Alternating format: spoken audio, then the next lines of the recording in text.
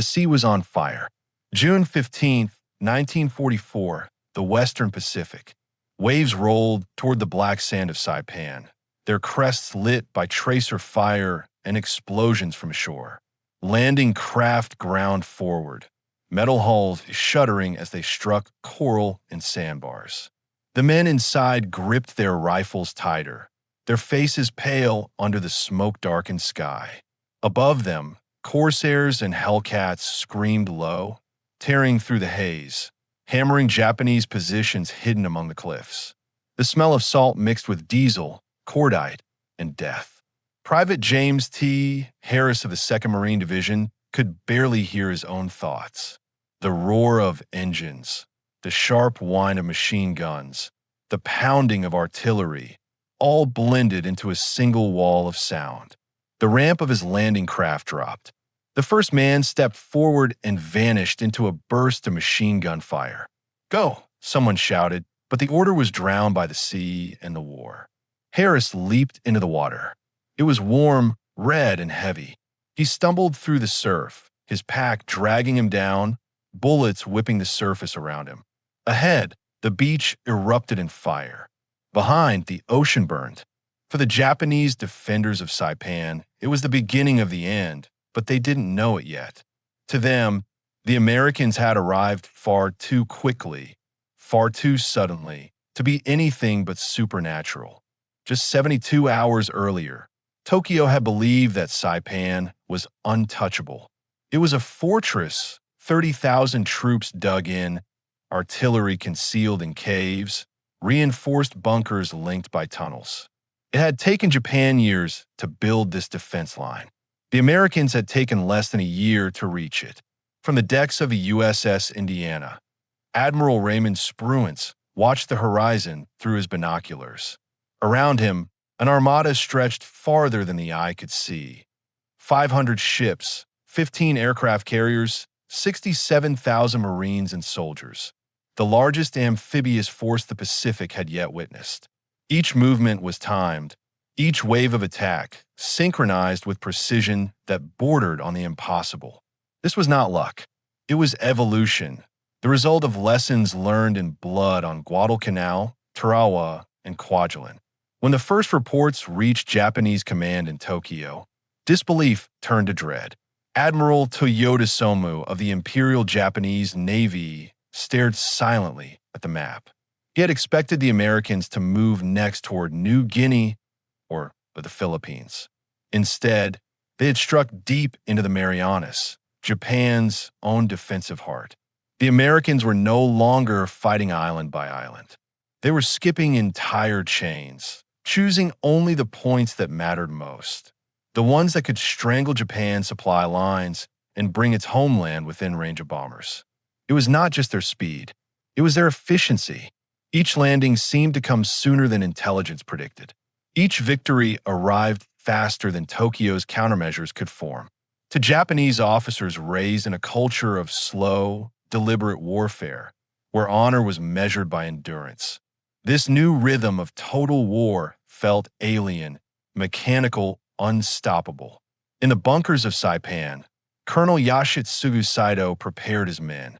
He had commanded the island for nearly a year, and he knew what was coming. The Americans would bring everything. But what struck him most as the bombardment began was the silence between the explosions, the steady, inhuman coordination of it all. When the naval barrage paused, aircraft filled the gap. When the planes withdrew, artillery resumed. It was as though the Americans never breathed, never hesitated. By the third day, the Japanese defense lines began to crumble. Communications failed, ammunition ran low, and every attempt to counterattack dissolved under American air power. Saito's messages to Tokyo grew shorter, more resigned. "They advance faster than we can fall back," one read. "Their machines never sleep," said another.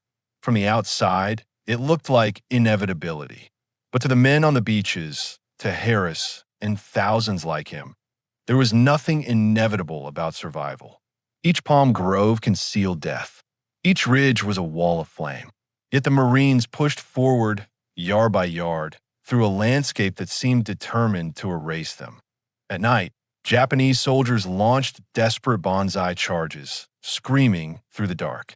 The sky glowed from burning fuel dumps, tracer fire cutting through smoke like red lightning.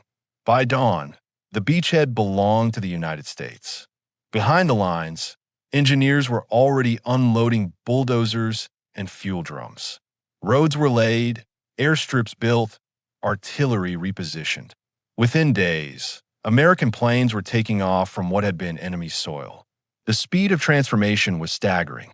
Where Japanese soldiers saw chaos, the Americans built rhythm. Where there had been jungle, there was now infrastructure. To the Imperial staff in Tokyo, it was incomprehensible. Reports from Saipan spoke of a logistical miracle. Thousands of tons of supplies moved ashore every hour, repair depots appearing overnight, field hospitals treating hundreds before the next dawn. When Saipan fell, it wasn't just a defeat. It was a revelation. For the first time, Japan's homeland lay within reach of American bombers. Tokyo itself could now burn. And yet, the Japanese still believed they could predict American behavior. They thought the next target would be Formosa or perhaps the Philippines. But once again, the Americans moved faster than logic. August 1944, Tinian fell. September, Polilliu. October, Leyte. Each assault followed the same pattern: reconnaissance, bombardment, landing, construction, advance. The cycle had become a machine, efficient, merciless, unstoppable. Japanese commander Kurashima Kamido described it bitterly in his war diary. They attack like the tide. When one wave recedes, another comes before the sand can dry. The Imperial Japanese Army had no answer. Their supply lines collapsed. Their airfields were destroyed faster than they could be repaired. Their ships were sunk before reaching the battlefield. The Americans had turned time itself into a weapon. On the island of Iwo Jima, Japanese General Tadamaki Kurabayashi read the reports from Saipan and Tinian. He understood what they meant. He knew that Japan could no longer outfight or outmaneuver this enemy, but he resolved to outlast them. He built an underground fortress, tunnels, bunkers, hidden artillery, designed to make the American landing as costly as possible. If he could not stop their speed, he would slow it. But when the U.S. Marines arrived in February 1945, even that resistance could not halt the tide. The landings began before dawn. Naval gunfire lit the horizon like a sunrise of steel. Within hours, Marines were on the beaches, and within days, the island was being paved into airstrips for bombers aimed at Tokyo. Kurabayashi's plan delayed the inevitable, but could not prevent it. When he died in March 1945, his final message to Tokyo was hauntingly clear. They fight with machines and minds in harmony. We cannot match them. By then, the Pacific War had entered its final phase. The Americans no longer fought for individual islands. They fought for momentum itself. Their victories fed each other, accelerating with each campaign. Logistics, communication, and willpower fused into a single force that seemed beyond comprehension. In Tokyo, the emperor's advisors watched maps fill with red. One by one, the strongholds they had spent decades fortifying were erased in weeks. The speed of it broke more than armies. It broke belief. The Japanese command structure, bound by tradition, struggled to adapt. Orders traveled slowly through rigid hierarchies. Every decision required approval. Every defeat arrived faster than the next plan. By the time Okinawa fell, the Imperial Command had no illusions left. The Americans were no longer an enemy to be resisted. They were a storm to be endured. And when that storm reached its end, on August 15th, 1945, Japan lay silent beneath a sky still heavy with ash. In the years that followed, survivors on both sides would speak not only of destruction, but of astonishment, of how swiftly empires rose and fell in the age of machines. The Japanese commanders who once believed in divine victory had learned that the divine had a new name: industry, organization, will. for Private Harris and millions of others. That lesson was written in fire across the Pacific. He survived Saipan, Tinian, and Okinawa. When he returned home, he said little of what he'd seen, only that the sea had burned, the sky had fallen, and the world had moved too fast for anyone to understand. But history would remember, because the Pacific War was not just a struggle of armies, but of tempo, a race between centuries, between the ancient art of endurance and the modern power of speed. And in that race, one side learned too late that the world had changed forever. The ocean had quieted, but the memory of its thunder never left those who had seen it. The Americans called it victory. The Japanese called it awakening. The Pacific lay strewn with the remains of ships and aircraft. Yet what lingered most in the minds of those who survived was not destruction, but disbelief. Disbelief at how swiftly it all had happened, how fast the impossible became inevitable. In Tokyo, after the fall of Saipan, the Imperial General Staff convened an emergency meeting. Maps lay stretched across the long oak table. Pinned over them were red arrows, thick, unstoppable lines drawn by the American advance. Each arrow represented an operation that had taken weeks to plan and only days to succeed. The officers sat in silence, the air heavy with tobacco smoke and shame. Admiral Toyota stood, his voice low but trembling. "They have cut our empire in half. What we built in decades, they erased in months." He wasn't exaggerating. By mid-1944, the United States had perfected a military machine unlike anything the world had seen. The island-hopping strategy was more than a tactic. It was a system, a symphony of logistics, intelligence, and relentless forward motion. At its heart lay coordination, Navy, Army, and Marines moving as one. Each victory fueled the next. Each island became a stepping stone, each success a blueprint. At Pearl Harbor, just 3 years earlier, the Pacific Fleet had been crippled. Now, from those same docks, ships launched by the week. The new Essex-class carriers stretched across the horizon. Hundreds of Liberty ships transported fuel, food, and ammunition. Floating dry docks followed the fleets, repairing damage without ever returning home. Mobile hospitals, communication barges, and air transport squadrons made the Pacific not a barrier, but a highway. The Japanese commanders, trained in the doctrine of attrition and sacrifice, could not grasp this tempo. Their mindset was rooted in endurance, the idea that courage could overcome technology. But in this new war, courage was not enough.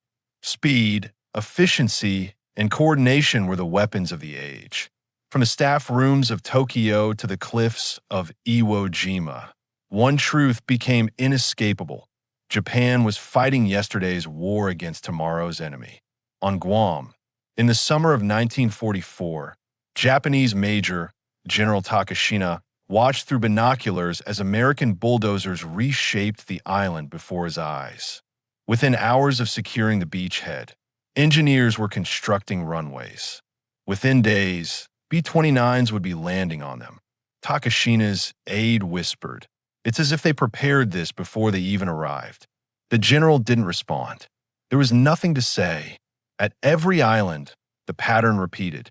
First came the thunder, the naval bombardment, waves of shells flattening everything in sight. Then the silence, broken only by the faint hum of engines as landing craft surged forward. Then, as if conjured from the sea, came the invasion. Japanese observers called it Kaminari no Yonesenso, war-like thunder. It struck without warning, rolled across the ocean, and left silence in its wake. When the Americans landed on Polilliu in September 1944, they expected victory in days. It took over 2 months of brutal fighting. But even then, the lesson was clear. Despite fierce resistance, the machine never stopped. Supplies flowed uninterrupted. Damaged tanks were repaired overnight. Field telephones crackled with fresh orders before dawn. The Japanese defenders fought with faith. The Americans fought with precision. In Tokyo, reports became harder to read. Entire divisions vanished without contact. Islands went silent. Their garrisons erased in hours. They moved too fast to counter, wrote Vice Admiral Fukudome. By the time we react, they have already left. When American forces stormed Leyte Gulf in October 1944, the Japanese Navy assembled its might for one final stand. It was to be the largest naval battle in history. Yamato, Musashi, Nagato, all sailing under the rising sun. Their decks gleamed, their gunners prayed. But against radar-guided fire and carrier-borne bombers, even giants fell. In just 4 days, the Imperial Navy ceased to exist as a coherent force. The sea that Japan had once ruled was now an open grave. For the Japanese High Command, the shock was not just defeat, it was disorientation. Their entire worldview had been built on control. Control of land, of soldiers, of spirit. But the Americans had introduced something new, a war beyond human speed. At sea, radar saw through fog and darkness. In the air, bombers crossed distances once thought impossible. In the factories, machines worked without rest. Japan had believed in the divine wind. America had built the mechanical one. On the island of Tinian, where the runways stretched longer than any in the Pacific, an American captain looked up from his clipboard. He was surrounded by the sound of engines, the clang of hammers, the shouts of men unloading crates marked B-29 components. A week earlier, this had been a battlefield. Now, it was the largest airbase in the world. The Japanese prisoners taken there could not comprehend it. One of them, a young artilleryman, later wrote in his diary, "They rebuild faster than we can destroy. Every crater becomes a foundation. Every ruin becomes a runway. They do not rest. They simply continue." In Tokyo, the emperor's advisors were forced to face a question they had never considered. What happens when faith meets machinery?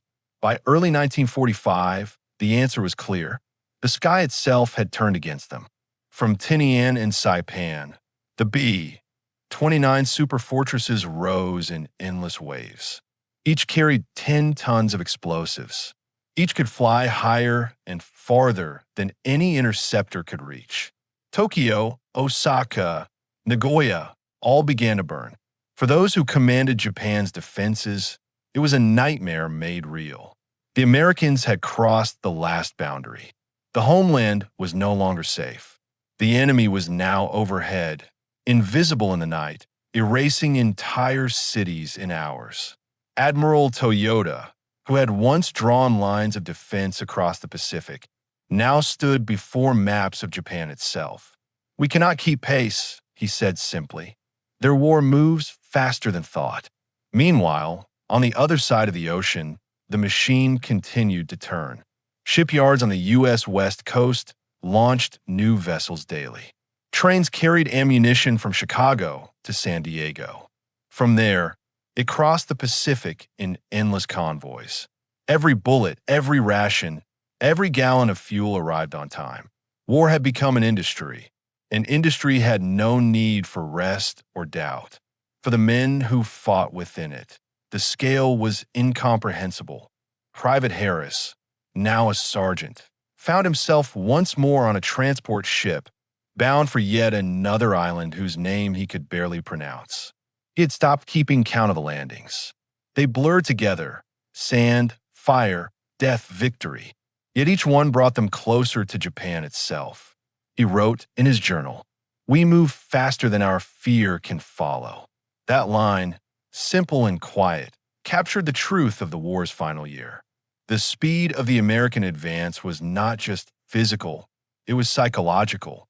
It crushed the will of the enemy by denying them time to recover, to breathe, to understand. It was total warfare, not of annihilation, but of momentum. The Japanese commanders knew it. They watched it sweep toward them, unable to stop it, unable even to comprehend its logic. For centuries, Japan had believed in patience, in the virtue of waiting for the perfect strike. But in the modern world, patience was death. As 1945 dawned, the map of the Pacific was no longer a puzzle. It was a straight line pointing toward Tokyo. The Americans were coming, and the empire of the rising sun was running out of dawns. At that moment, on both sides of the ocean, a strange silence fell. The Americans prepared for invasion. The Japanese prepared for extinction. And the world, holding its breath, waited for the final storm. The final storm began long before the first bomb fell. It started in the hearts of men who already knew the outcome: soldiers, sailors, and civilians alike, moving through the last months of the Pacific War with the strange awareness that history itself was accelerating. January 1945. In Tokyo, beneath the cold light of oil lamps, the Imperial War Council gathered once again. The sound of distant sirens drifted in through the windows, the capital's new rhythm. Admiral Toyota stood before the map, lines of red ink marking what had once been the Outer Empire. Now those lines ended in ash. He pointed toward the center of the map, where the homeland lay unguarded. "The enemy approaches not as a man," he said, "but as a storm." Outside, the night sky glowed faintly red from the fires of Yokohama, one of many cities bombed that week. Japan's air defenses, once proud, were now thin shadows. The soldiers who remained were boys, their rifles rusting, their uniforms threadbare. Yet still, Tokyo's generals clung to the illusion of divine endurance. Across the Pacific, in the calm waters off Guam, the future was already preparing to fly. Rows of B-29 super fortresses waited in silence, their polished fuselages reflecting the dawn. Mechanics moved methodically between them, checking instruments, tightening bolts. Each aircraft bore the insignia of the United States Army Air Forces, and within hours, each would carry a city's worth of destruction across the sea. Colonel Paul Tibbets stood on the tarmac, his boots coated with volcanic dust. He was 30 years old, a man who looked older than he was. Around him stretched the industrial miracle of America at war. Miles of runways, hangars, fuel tanks, radar towers, and barracks. 3 years earlier, he had watched the burning wrecks of Pearl Harbor. Now, from that same Pacific, he would command squadrons capable of reaching the Japanese homeland itself. The transformation was total. What had begun as retribution had become revelation, the mastery of movement, precision, and time. The United States had turned distance into advantage and isolation into dominance. In Tokyo, General Hideki Tojo, now disgraced and removed from command, watched the news from a hospital bed. His empire, once vast, was reduced to islands on fire. "We thought time was on our side," he told a visiting officer. But time was the weapon they built. The phrase lingered, "time is a weapon." On the island of Iwo Jima, Japanese General Tadamaki Kurabayashi was already preparing his final stand. He had read the reports from Saipan and Tinian. He knew how swiftly the Americans could turn coral and ash into airfields. If he could not stop them, he would force them to slow, to bleed for every yard of ground. Beneath the volcanic rock, his engineers carved tunnels by hand, building a fortress invisible from above. When it was complete, the island resembled a labyrinth of stone veins, 18 miles of connected chambers, command posts, and ammunition stores. Kurabayashi's men waited underground while American ships gathered on the horizon. They listened to the ocean, to the faint hum of engines. Above, clouds moved slowly across the February sky. On February 19th, 1945, the sea erupted. The bombardment began at dawn, a rolling thunder that shook the island to its core. For 3 hours, the horizon was flame and steel. Battleships fired broadside after broadside, sending 16-inch shells into the cliffs. Aircraft dropped napalm and rockets. When it ended, the island seemed dead. Then came the silence. And then came the landing craft. 20,000 Marines poured onto the black sand of Iwo Jima. The beach was soft, sinking beneath their boots like ash. As they moved forward, machine gun fire burst from invisible caves. Mortars rained down. The sand itself seemed to explode. Sergeant Harris, now a veteran of 3 campaigns, hit the ground hard. He had learned to listen for rhythm, bursts of fire, pauses, shifts of sound. But here, there was no rhythm. The island fought like something alive. For Kurabayashi's soldiers, this was not battle. It was ceremony. They knew they would die here. But each hour they delayed the Americans was an offering to the Empire, a chance, however small, to make the storm hesitate. For the Americans, the assault became an ordeal unlike any other. What they had conquered in days elsewhere took them weeks on Iwo Jima. The price was staggering. Nearly 7,000 Marines dead, 20,000 wounded. Yet even amid the horror, the rhythm continued. Ships unloading, planes flying, engineers clearing debris. By the 5th day, a flag rose atop Mount Suribachi. It was a small thing, a rectangle of cloth on a steel pipe. But when the men below saw it waving in the smoke, they cheered. For a moment, the storm had a symbol. In Tokyo, the image appeared days later, captured by Allied cameras transmitted across the world. To Japanese commanders, it was not a symbol of defiance. It was a warning. If the Americans could raise their flag on Iwo Jima, they could raise it anywhere. 2 months later, they did on Okinawa. April 1st, 1945. Palm Sunday. The largest amphibious invasion in the Pacific began under gray skies and steady rain. More than 1,400 ships lined the horizon. Waves of landing craft surged toward the beaches. Overhead, fighters patrolled in perfect formation. The island's defenders, nearly 100,000 strong, waited in silence. The bombardment had been relentless. More shells fell on Okinawa than on Normandy. The ground shook, the air screamed, the sea boiled. And still, when the Americans came ashore, they met resistance more terrible than any before. Kamikaze aircraft dove out of the clouds, striking ships in blinding fire. Entire ridgelines became fortresses. The Japanese fought not for victory, but for legacy, to show that even when outmatched, they could still bleed the enemy. The battle lasted 82 days. In that time, the Americans killed and buried nearly every defender. But what shocked the surviving Japanese commanders most was not their defeat. It was the speed with which the Americans rebuilt afterward. Within weeks of Okinawa's capture, airstrips appeared where villages had stood.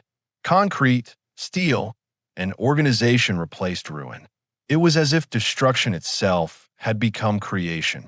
In July, B-29s began their raids on Tokyo from those new airfields. The city burned for 3 nights. 100,000 civilians perished. The empire's capital was a sea of fire. Admiral Toyota stood on a balcony overlooking the blackened ruins. "They have conquered the world through time," he said to his aide. "Their weapons are precision and patience disguised as speed." In August, as the Americans prepared to invade the home islands, the storm finally reached its peak. 2 bombs fell, one on Hiroshima, one on Nagasaki. The war ended not with the surrender of armies, but of comprehension. The speed that had once defined America's assault now existed on an atomic scale. Instant, infinite, irreversible. When Japan surrendered on August 15th, 1945, the silence that followed was more profound than any explosion. On the deck of the USS Missouri, under the gray morning light, Japanese officers signed their names. The war was over. The empire that had once spanned half the Pacific was now reduced to islands surrounded by quiet seas. General Douglas MacArthur watched the proceedings in silence. Around him, sailors stood rigid, their faces carved by years of war. When the final signature was placed, MacArthur turned to his officers and said softly, "These proceedings are history's testimony that war can be won by order, not fury." For the Japanese who witnessed it, that order was the greatest revelation. They had been taught that victory belonged to those who endured longest. But now they saw that victory belonged to those who moved fastest, thought clearest, and built the strongest. In the years to come, Japan would rise again, not through conquest, but through mastery of the same efficiency that had once defeated it. The miracle of its post-war transformation was born from the same principle that had once brought its empire to ruin. Time, once its enemy, had become its ally, and in that transformation lay the final irony of the Pacific War. That the nation stunned by the speed of its defeat would one day define the speed of the modern world. The sea that had once burned was calm again. The islands where men had died were green once more. And somewhere in the stillness, the echo of engines could still be heard, not of war, but of progress. Because history, like the tide, never stops. It only changes direction. When the guns fell silent, the Pacific exhaled. For the first time in years, the sea no longer trembled under the weight of fleets. The islands that had once echoed with artillery and screams were left to the wind, to the surf, to the slow return of life. But the silence was not peace. It was the pause between worlds, one ending, another not yet begun. The Japanese who had survived crawled from bunkers and caves, thin and hollow-eyed. Many could not believe the war was over. For them, surrender was not merely defeat. It was the undoing of identity itself. They had been taught that to die for the emperor was to live forever. Now they lived, and it felt like death. In the months that followed, Allied ships moved through the Pacific like caretakers of a broken empire. They brought food to starving civilians, medicine to the sick, and order to chaos. American soldiers who had once fought through fire now carried rice sacks ashore.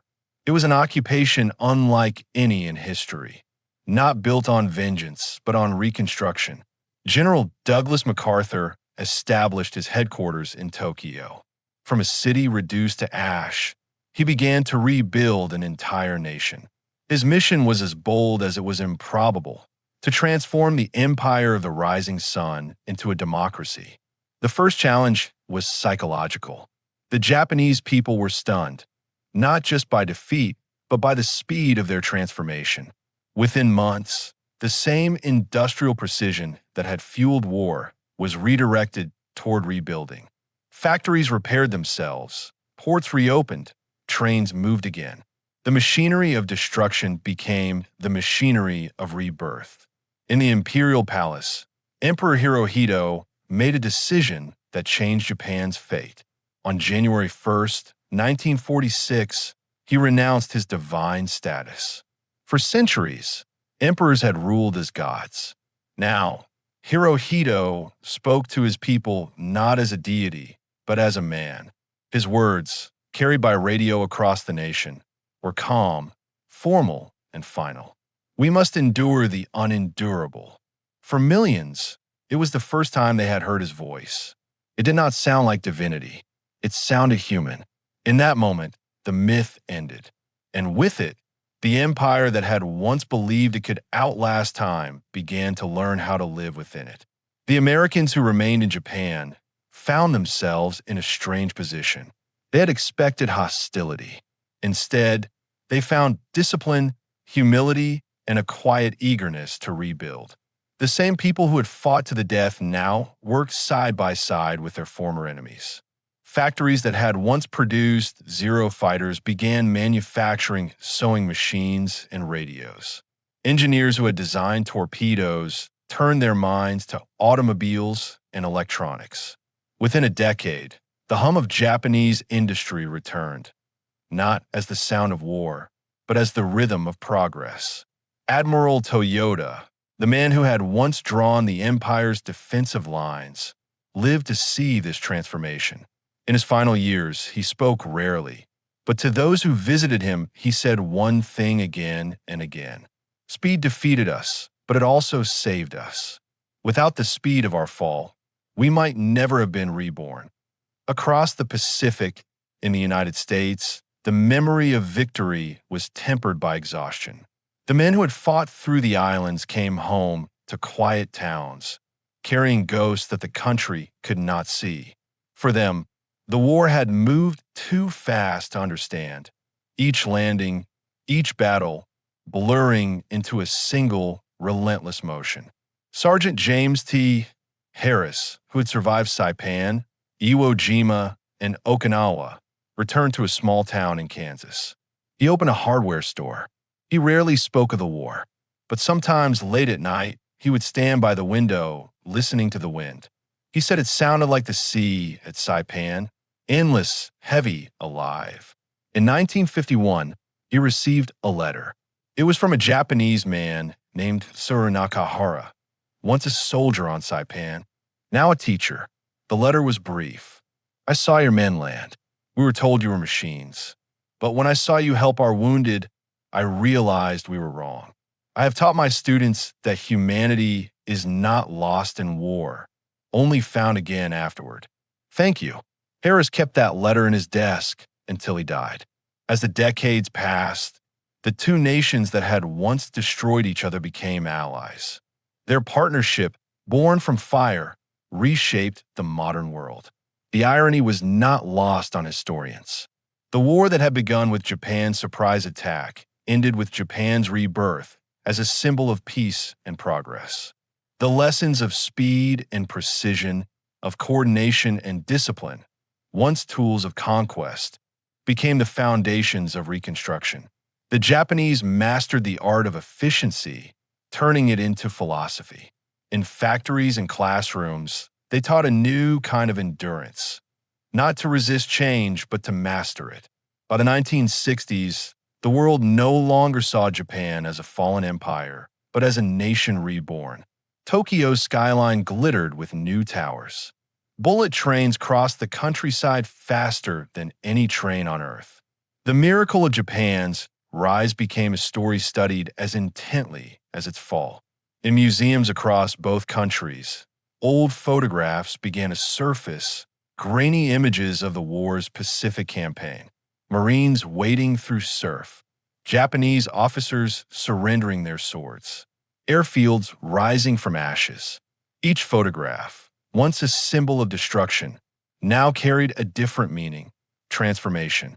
Historians would later call it the acceleration of history. The war in the Pacific was more than a conflict. It was a turning point in civilization's relationship with time. For the first time, humanity had learned to move faster than fear, faster than tradition, faster than itself. In this acceleration lay both triumph and tragedy. The same precision that built bridges also built bombs. The same order that restored cities could erase them.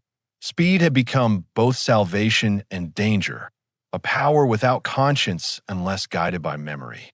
For Japan, that memory became sacred. In Hiroshima, a dome stood among the ruins, preserved exactly as it had been the day the bomb fell. Around it, a city of glass and steel rose, not to forget, but to remember. Every August, as the bells tolled, children placed paper lanterns in the river. The lights drifted slowly downstream, each one carrying a prayer for the dead, and for the living to never again move so quickly toward destruction. For the Americans, too, remembrance became part of identity. The islands of the Pacific, once battlefields, became cemeteries. Rows of white crosses faced the sea. Visitors walked among them in silence, the wind carrying the faint echo of engines long gone. On one of those islands, where the sand was still black and the waves still restless, a plaque stood near the base of Mount Suribachi. It read simply, "Here on this small patch of earth, men learned what it meant to fight the hardest battle, the one within themselves." And so, the story of the Pacific became more than a chronicle of battles. It became a mirror, reflecting the extremes of humanity. The ability to destroy and to rebuild, to conquer and to forgive, to die and to begin again. The Japanese commanders who were once stunned by America's speed lived long enough to understand it.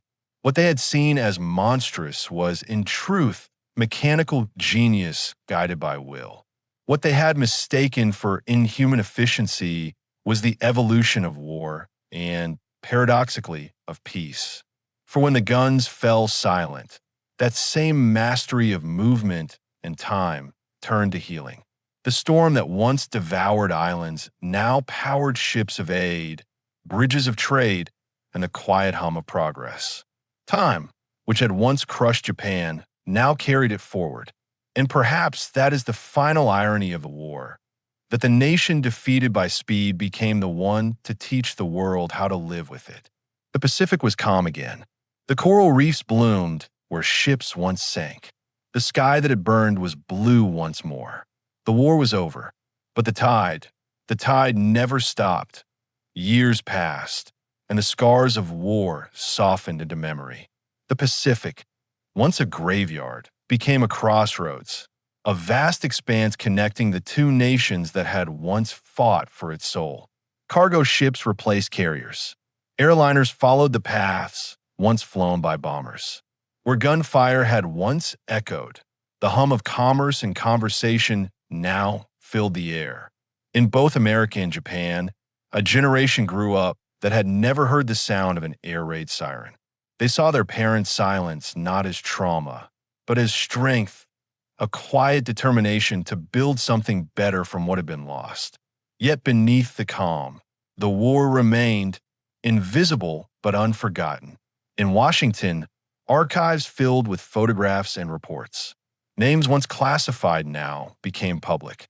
Historians pieced together the story of how the Pacific had been won and how Japan, through shock and ruin, had found its rebirth. They studied not just the battles, but the speed, the rhythm of movement that had overwhelmed an empire and reshaped the modern world. For the Japanese, those lessons became the foundation of a new identity. They rebuilt their nation with the same precision that had once defined their army, but now in the service of peace. Tokyo's streets filled with neon and motion. Shinkansen trains sliced through mountains.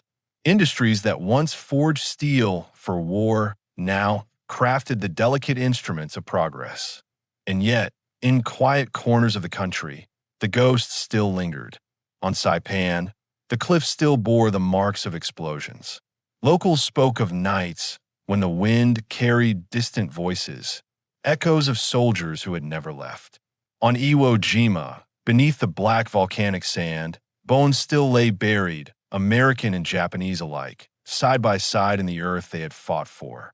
Divers in the waters off Poliliu found rusted helmets, rifles turned to coral, the sea slowly claiming what man had destroyed.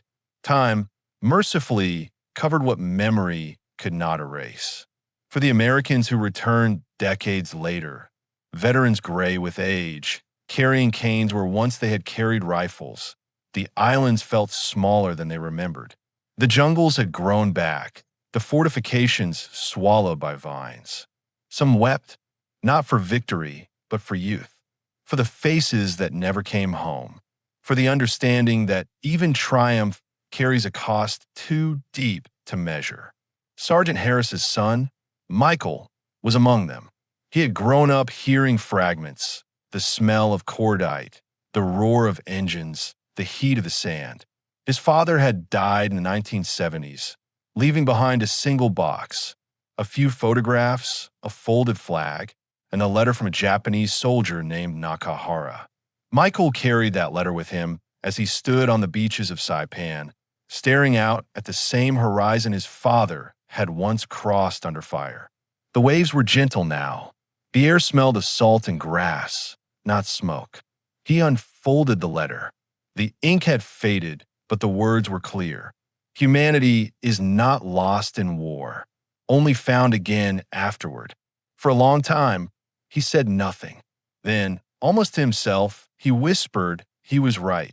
That moment, quiet, private, almost invisible, captured what history could not. Wars are not measured only in battles, but in what survives them. The Pacific War had destroyed empires, but had also revealed the fragility of all power that stands against time. In universities, scholars began to speak of the tempo of modernity, how the rhythm of the Pacific Campaign had become the blueprint for the future. Industry, technology, logistics, the tools that had won the war, now defined global peace. The same precision that had unleashed destruction now powered civilization. The world had learned to move faster than ever before. But with that speed came a warning.